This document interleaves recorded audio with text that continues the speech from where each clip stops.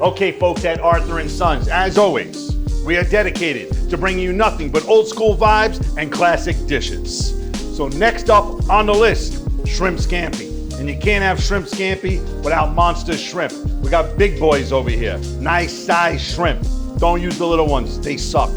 Quick rundown, monster shrimp, butter, white wine sauce, lemon sauce, spaghetti chitarra, oregano breadcrumbs, parsley, shallot, garlic, and a little fresh lemon at the end. First step, as always, frantoia, boys and girls, frantoia.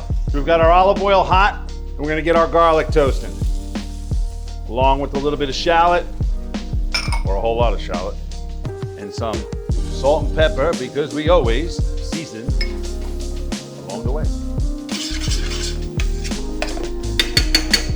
We've got our garlic, our shallot caramelized, nice and brown. We're gonna add our shrimp.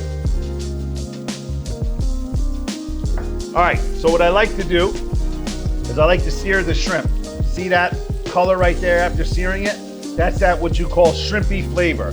You don't want to just throw these into sauce or not sear them because it becomes like a bland, flat, boiled shrimp flavor.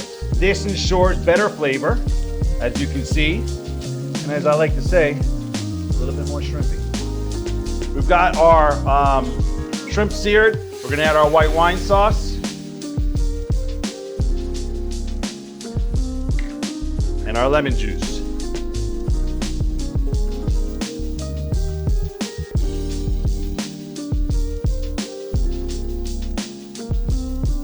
Okay, our shrimp are about halfway cooked. Our sauce is about halfway there. Next step is to drop the pasta. In-house spaghetti.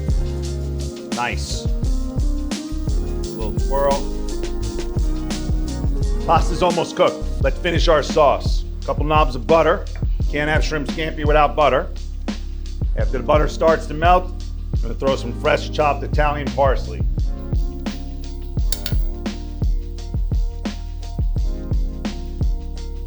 All right, our little trick in-house is we take some of those oregano breadcrumbs that we have in-house that we use for our baked clams, and we put a little bit of that in there. Gives it a little bit more zip, a little bit more zest, a little bit more punch. Okay, time to bring it home.